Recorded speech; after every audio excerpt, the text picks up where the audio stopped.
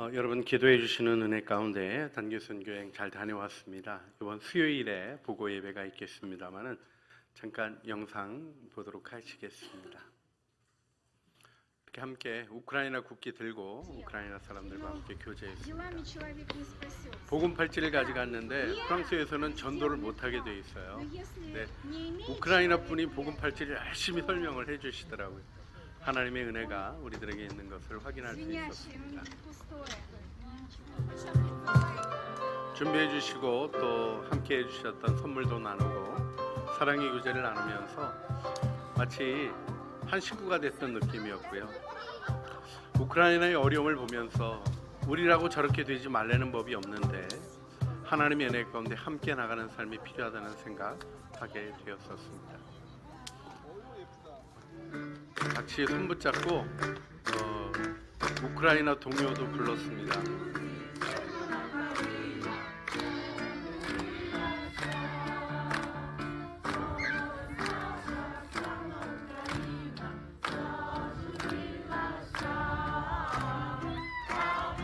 여기까지 보죠.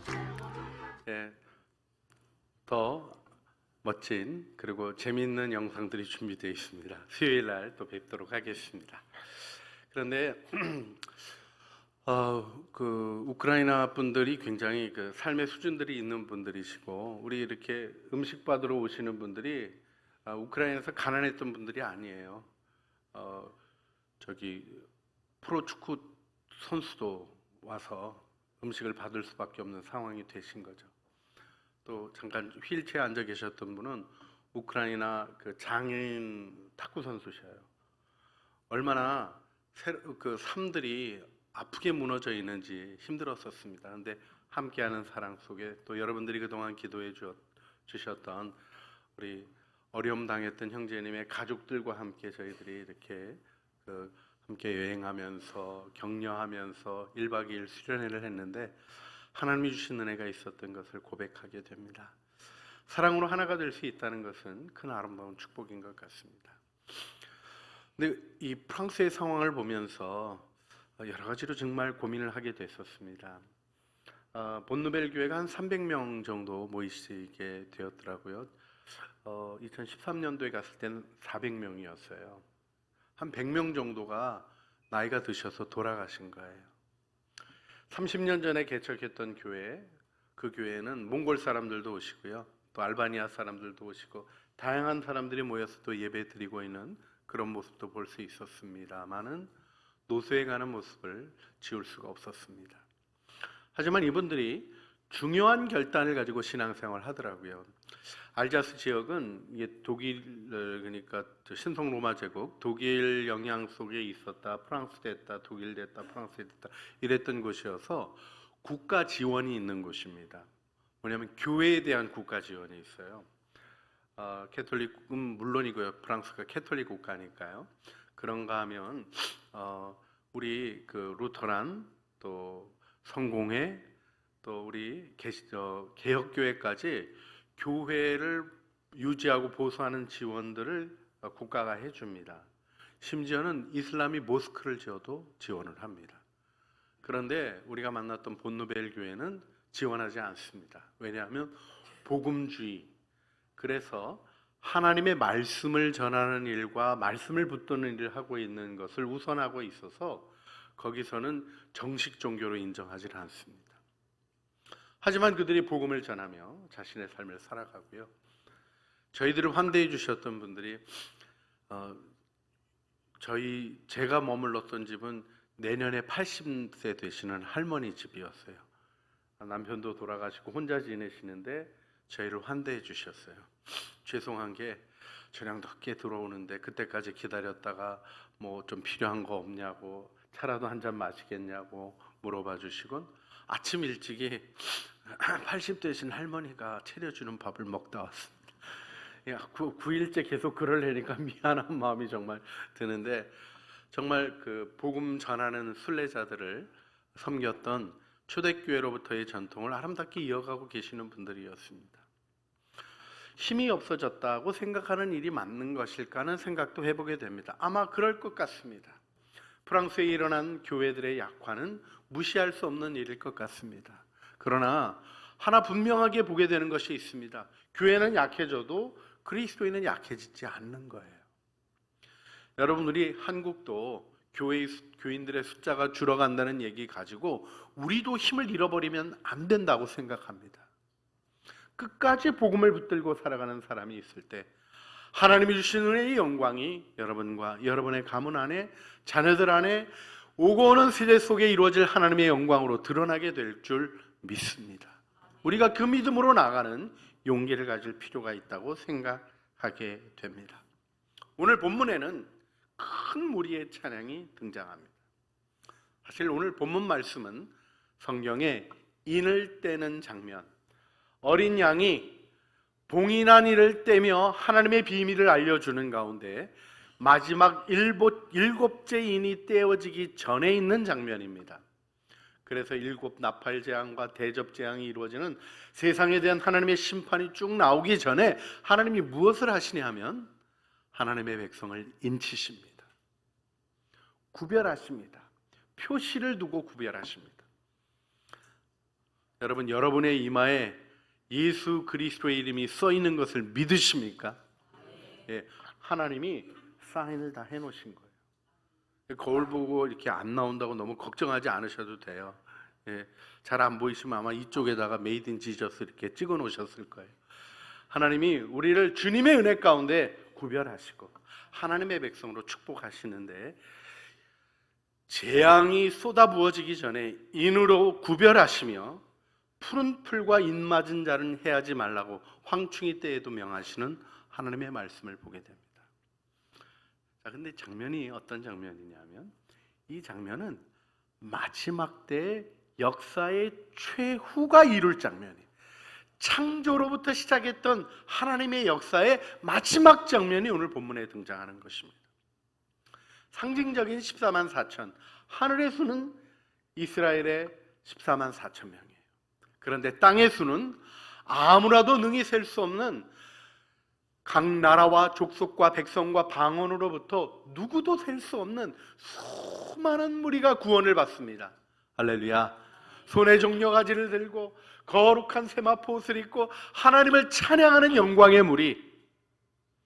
여러분, 14만 4천의 상징적인 의미를 깨닫는 것도 중요하고요, 수많은 사람들이 구원받는 하나님의 넓고 크신 사랑을 아는 것도 너무나 중요하지만, 더 중요한 것은 무엇입니까?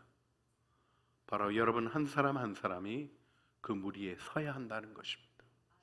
그리고 우리의 삶이 열방이 주께로 돌아오는 일에, 구원받은 자들이 주께로 돌아오는 일에 드려질 때, 그 나라의 마지막 찬양 속에 하나님을 영광스럽게 예배할 때 우리의 마음에 큰 기쁨과 영광이 임할 줄 믿습니다. 여러분, 구원받은 자의 마지막 모습이 무엇입니까? 바로 예배인 것입니다. 하늘의 예배가 펼쳐지고 하나님이 보좌에 앉으신 하나님이 어린 양과 함께 찬송을 받으시는 것입니다. 우리 구원한다는 예배에 대해서 우리가 새롭게 하는 은혜를 얻기를 소원하고, 우리 다음 주일, 이번 수요일 지나서 그 다음 수요일부터 우리 가을 사경회를 가집니다. 우리나라의 우리 교단의 중요한 예배학자이며 소망교회 담임 목사님이신 김경진 목사님 오셔서 말씀 전해주는 은혜의 시간 가지게 됩니다. 그리고 9월 한 달 동안 우리는 예배를 생각할 것입니다. 히브리서를 필사하며 구약의 신약의 레위기라고 불리는 은혜 가운데 여러분들 들어가시고 예배의 열림이 있어지시기를 주님의 이름으로 축복합니다. 예배를 새롭게 하시기를 바랍니다. 한층 더 깊이 주님 앞에 다가가시기를 바랍니다. 자신이 알고 있었던 예배가 아니라 하나님께서 받으시는 예배의 비밀이 열려지시기를 축복합니다. 의례적이고 의무적인 예배가 아니라 영원한 기쁨의 감격으로 솟아나는 예배가 우리의 주일 예배 때마다 하나님 앞에 영광스럽게 드려지는 부흥이 일어나기를 소원합니다. 내가 드린 예배로 끝나는 것이 아니라 하나님이 받으시고 기쁘게 받으시는 예배 가운데 새롭게 발견하는 은혜들이 매주 우리 안에 있어질 것을 믿습니다. 이 영광스러운 마지막 장면을 기억하시길 바랍니다. 구원받은 자의 마지막 장면은 바로 예배인데, 이 예배의 영광이 오늘 매주 드리는 우리의 주일 예배 속에 드러나는 것입니다. 이 예배를 단순히 정자동에 있는 창조교회의 한 예배로 보시지 않기를 바랍니다. 산자와 죽은 자의 총회로 우리 모두가 함께 드리는 이 예배의 영광이 이 주일 예배 속에서 울려나는 것입니다. 주일마다 우리는 우리를 새롭게 하시며 안식을 주시는 하나님의 은혜를 경험하며 우리의 예배를 받으시는 하나님을 알아가고 그 영원한 예배를 또 아름답게 훈련하는 것입니다. 여러분, 우리가 예배자로 서게 되는 아름다운 은총이 다시 한번 이달 우리에게 주시는 큰 은혜로 나타나도록 꼭 함께 기도해 주시기를 바랍니다. 그런데 여기서 이 최종적으로 마지막으로 영원히 시작되는 이 예배의 그림 속에 한 가지 생각해 보게 되는 것이 있습니다. 여러분, 예배는 무엇입니까? 다시 한번 우리가 기억하고 기도하고 생각하는 시간을 통하여 예배에 대한 각자의 부르심을 발견하기를 원합니다. 함께 드리는 예배, 구역으로 드리는 예배, 삶으로 드리는 예배, 다양한 예배들이 있지만 예배의 핵심은 무엇입니까? 예배는 하나님을 섬기는 것입니다. 사람들이 모여서 예배하지만 하나님께만 영광을 올려드리는 것이 예배입니다. 그래서 기억하셔야 될 게 있습니다. 이 마지막 영광의 예배는 아무나 참여하는 게 아닙니다. 참여하는 자들의 모습에 대한 중요한 언급이 나옵니다. 하늘의 권위자인 장로님이 사도 요한에게 묻습니다. 계시록 7장 13절, 장로 중 하나가 응답하여 나에게 이르되 이 흰옷 입은 자들이 누구며 또 어디서 왔느냐? 몰라서 질문하는 게 아닙니다. 누구인가를 바로 깨달아야 되기 때문에 질문하는 것입니다. 그래서 이어지는 대답이 있습니다. 세례 요한이 나는 알지 못합니다 대답합니다. 요한계시록 7장 14절, 내가 말하기를 내 주여 당신이 아시나이다 하니 그가 나에게 이르되 이는 큰 환난에서 나오는 자들인데 어린 양의 피에 그 옷을 씻어 희게 하였느니라. 아멘. 그렇습니다. 큰 환난에서 나오는 자들, 환난을 통과하여 나오는 자들, 그런데 어린 양의 피에 그 옷을 씻어 희게 한 사람들, 하나님의 영원한 잔치, 이 예배에 참여하는 자는 거룩한 세마포가 준비된 사람입니다. 아무나 예배에 참여할 수 있는 게 아니에요. 그 마지막 예배는 들어가고 싶다고 들어가게 되는 것이 아닙니다. 초대교회는 예수님의 가르침을 기억하는 교회였습니다. 복음서를 통하여 가르쳐 주신 말씀들을 교회가 같이 읽고 기억하며 예수님의 말씀을 생각했습니다. 요한계시록의 이 장면이 초대교인들에게 읽혀질 때 복음서의 한 장면이 떠오르지 않았을까요? 한 임금이 베푼 아들의 혼인잔치. 이것이 우리 예수 그리스도와 교회의 영광스러운 모습으로 보여지는 이 혼인잔치의 초대를 생각해 보게 됩니다. 그런데요, 문제는 무엇이었습니까? 초대받은 사람들이, 유대인들이, 하나님이 택한 백성들이 다 거절했다는 것입니다. 나 장가 가야 되고 소를 샀고요, 밭을 샀는데 보러 가야 됩니다. 다 자기 일에 취하여서 하나님의 부르심에 응답하지 않았다는 겁니다. 주인이 노하십니다. 그런데 중요한 장면이 나옵니다.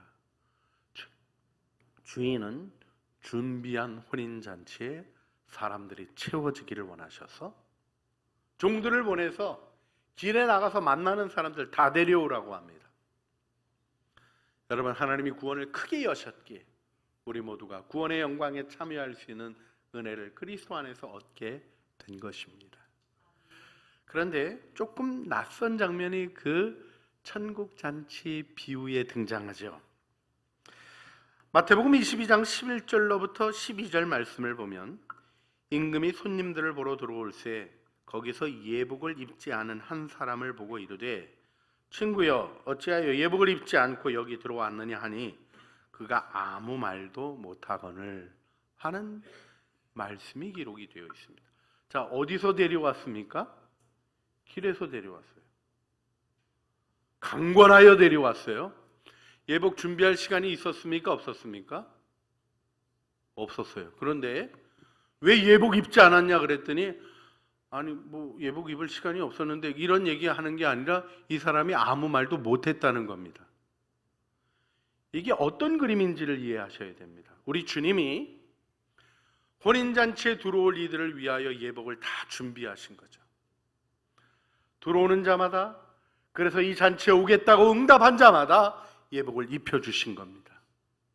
근데 이 사람은 어떤 사람입니까?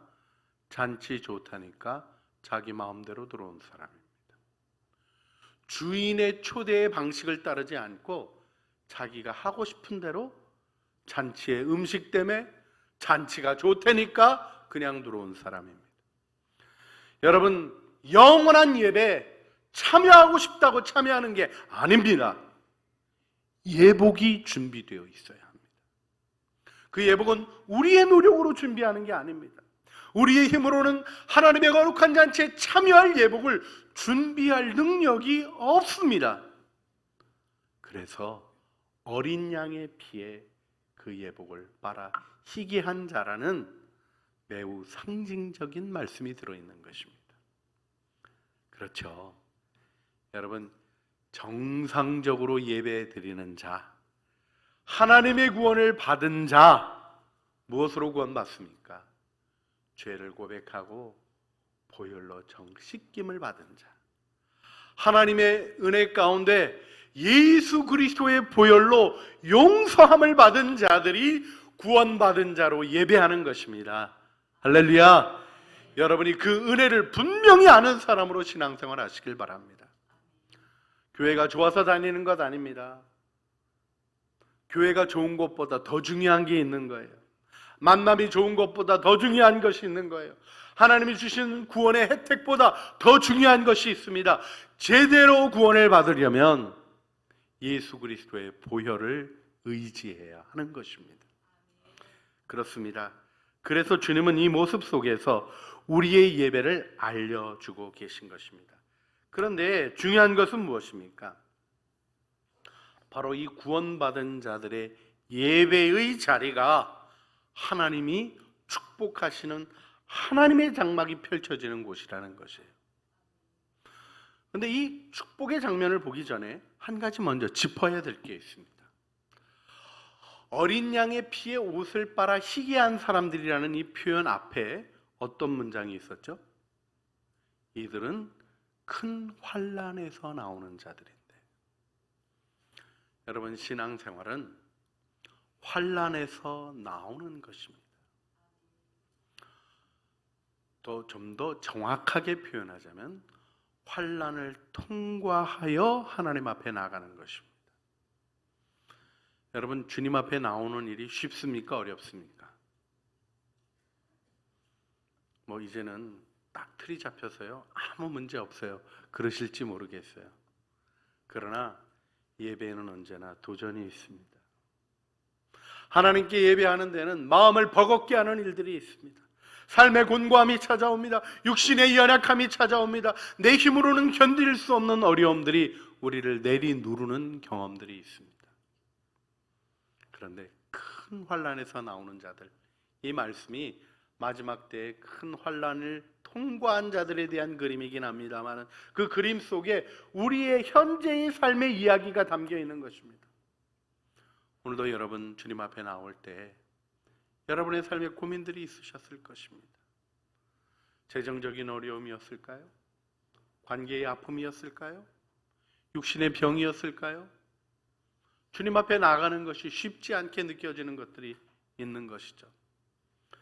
우리 코로나 이후에 교회의 중요한 변화 중에 하나는 불편하면 안 나와도 예배 드릴 수 있다라는 이상한 정서가 생긴 겁니다. 영상으로 예배 드리는 분을 배제하지 않습니다. 분명히 밝히는 바입니다. 환영하고 예배에 참여하시는 것을 축복합니다. 그런데 우리가 모두 생각해야 될 것이 있습니다. 움직여 나오는 것이 불편하다고 뒤에 머물면 안 되는 것입니다. 여러분, 우리나라 역사 속에 청와대에서 예배드린 대통령들 치고 제대로 했던 사람이 없어요. 왜요? 예배는 나아가는 것이기 때문에 그렇습니다. 초대 대통령이 좀 문제가 있긴 하셨지만 제가 그분을 존경하는 한 가지 이유가 있습니다. 그분은 그 앞에 있는 부대에 있는 군목이 설교하는 그 예배의 처소로 본인이 걸어 나가셔서 예배드렸어요. 예배는 나아감이 있는 것입니다. 여러분, 어려움 자체로 있어서 이 어려움을 피하는 게 지혜처럼 여겨지는 것이 세상입니다. 그건 진정한 지혜가 아닙니다. 참된 지혜는 어려움이 축복임을 경험하는 것이죠. 할렐루야. 할렐루야. 그렇습니다. 우리 주님이 우리에게 가르쳐 주신 것이 있어요. 요한복음 16장 33절, 이것을 너희에게 이루는 것은 너희로 내 안에서 평안을 누리게 하려 함이라.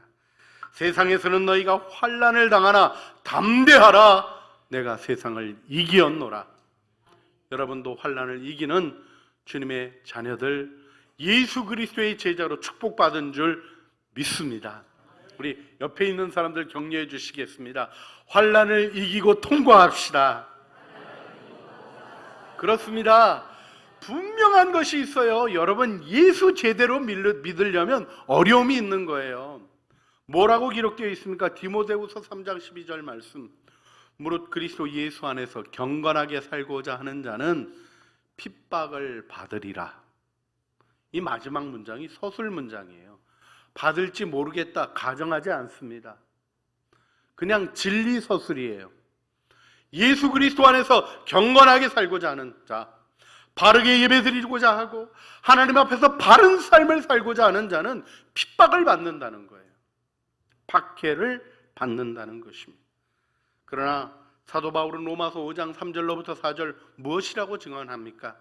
로마서 5장에 바울이 감격스럽게 고백하는 것이 이것입니다. 다만 이뿐 아니라 우리가 환난 중에도 즐거워하나니 이는 환난은 인내를, 인내는 연단을, 연단은 소망을 이룬 줄 알미로다.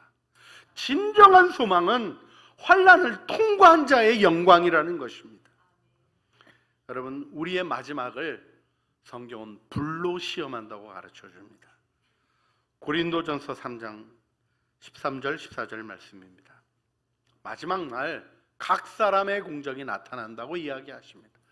각 사람의 공적이 나타날 터인데 그날이 공적을 밝히리니 이는 불로 나타나고 그분이 각 사람의 공적이 어떠한 것을 시험할 것입니다. 만일 누구든지 그 위에 세운 공적이 그대로 있으면 상을 받고, 그런데 그 다음 말씀은 제가 안 읽었어요. 해당되지 않으시기를 간절히 바라는 마음으로 안 읽었습니다만 알려는 드립니다.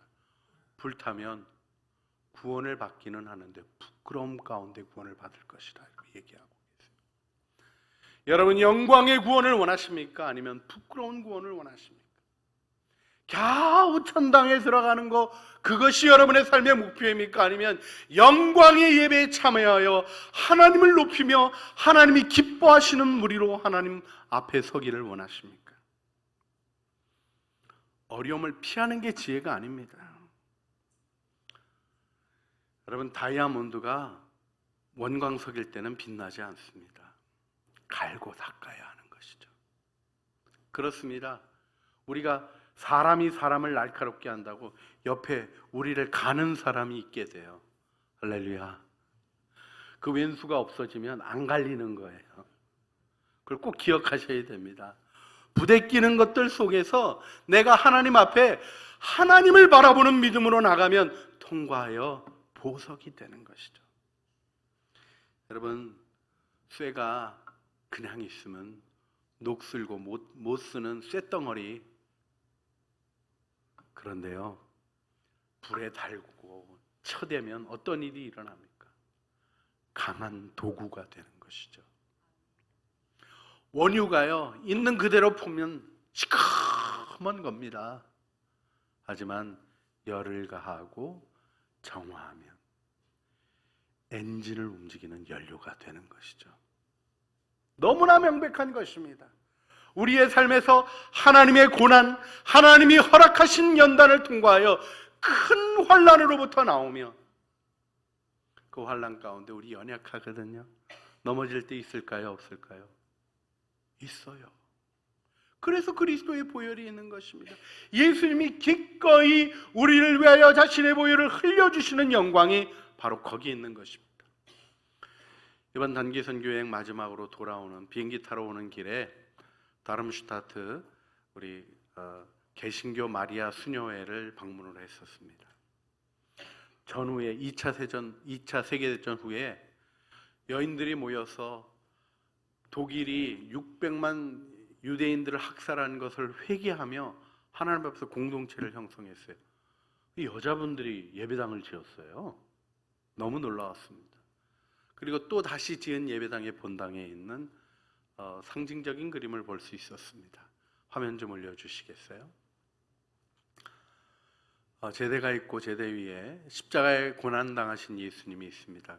근데 그 뒤에 어린 양이 있죠. 이게 그 모자이크 형태 비슷하게 벽돌로 있는 곳에 있어서 뚜렷하게 보여지지를 않습니다. 그래서 전통적인 아누스데이, 하나님의 어린 양에 대한 그림을 다시 하나 보여드립니다.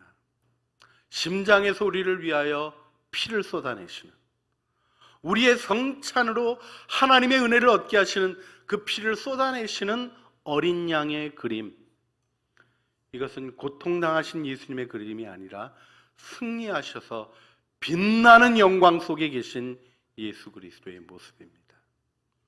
그리스도께서 여러분의 죄를 사하시고 십자가와 부활을 통하여 이루신 권능으로 우리를 은혜 안에 구원하십니다. 할렐루야.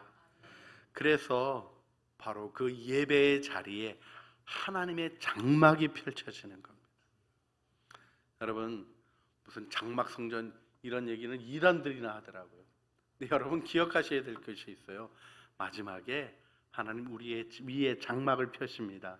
그럼 어떤 일이 일어난다고 그럽니까? 오늘 본문에 세 가지 얘기하시죠. 줄이지도 않겠고 목마르지도 않겠고 뜨거운 기온에 상하지 않겠다. 하나님의 보호 안에 있는 진정한 안식을 다름 아닌 예배의 자리에서 누리게 되시는 겁니다. 두 번째로 주님이 친히 우리를 인도하셔서 생명수샘으로 인도하실 것입니다. 우리를 치유하시고 우리의 생명이 회복되어지고 기쁨이 솟아나게 하는 생명수샘으로 인도하시는 은혜가 예배의 자리에 펼쳐진 하나님의 장막 안에서 이루어지는 것입니다. 그리고 또 한 가지, 인생 살면서 힘들고 어렵고 괴롭고 참고 인내하기 위하여 흘렸던 여러분의 모든 눈물을 우리 주님이 친히 그분의 손으로 닦아주시며 우리를 격려해 주실 것입니다. 할렐루야. 말씀을 마치려고 합니다. 예배는 우리에게 어떤 일일까요? 의무적으로 드리는 예배도 모르는 무지한 그리스도인들이 있는 시대를 우리가 분명히 살아가고 있습니다만은 예배는 의무감을 넘어서야 하는 것이죠. 그렇습니다. 우리는 좋아하는 일이 있잖아요. 예배를 좋아하시길 바랍니다. 근데 더 나아가서 좋아하는 일보다요 또 기뻐하는 일이 있어요. 기쁨이 솟아나는 일이 있습니다. 예배의 기쁨이 여러분 안에 솟아나는 마음의 목표를 세우시길 바랍니다. 그런데 거기 한 가지 더 생각할 것이 있어요. 기쁨을 넘어서서 감격하는 것이 있습니다. 하나님의 임재로 감격하고 그분의 구원의 영광이 내 마음에 비춰지는 은혜 속에 감격하는 예배, 우리가 소원하고 소망하는 예배며 그 예배가 영원한 예배로 이어지며 그 예배는 시작되어 영원토록 울리는 영광으로 우리에게 나타날 것입니다.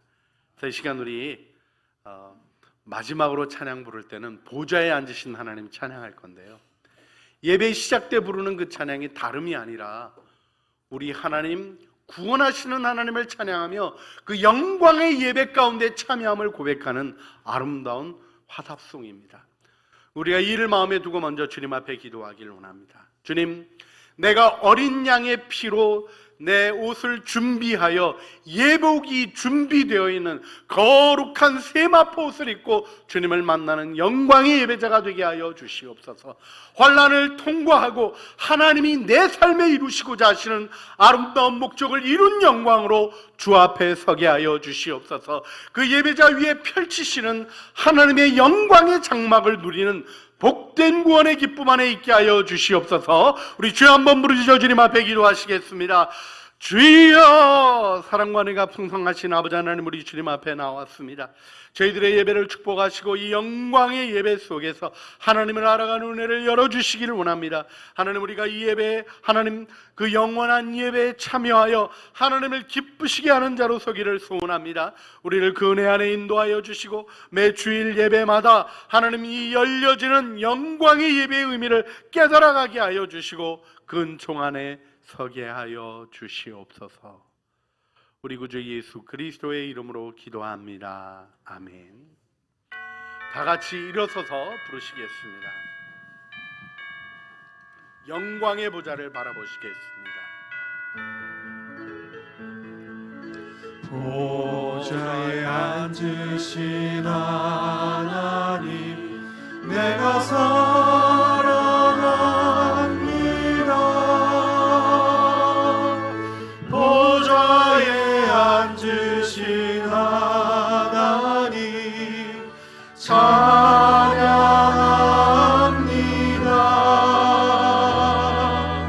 보좌에 앉으신 하나님, 내가 경배합니다.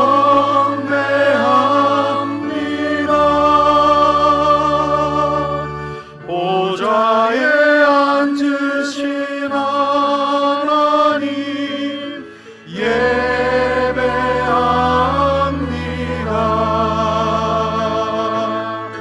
아멘, 아멘.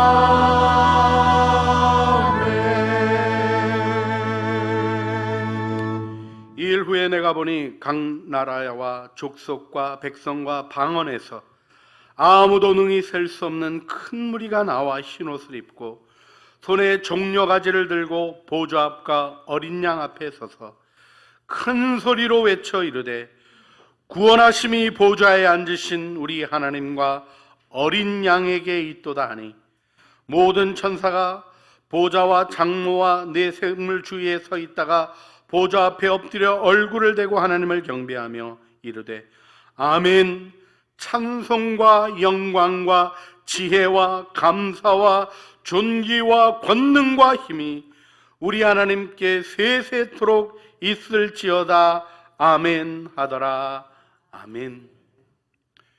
이제는 우리 주 예수 그리스도의 은혜와 아버지 하나님의 사랑과 성령 하나님의 교통하심이 주님 앞에 예배를 드리며 그 영광의 예배에 참여하며 그 영광의 예배로 열방을 이끌기를 소원하고, 이 영광의 예배 속에 하나님이 펼치시는 장막의 은혜를 매 주일 예배마다 체험하며 증언하는 삶을 살아가기를 소원하는 사랑하는 주의 자녀들 머리머리 위에와 은혜로 주신 가족 식구들 가운데 이제로부터 영원 무궁토록 함께 있어지이다. 아멘.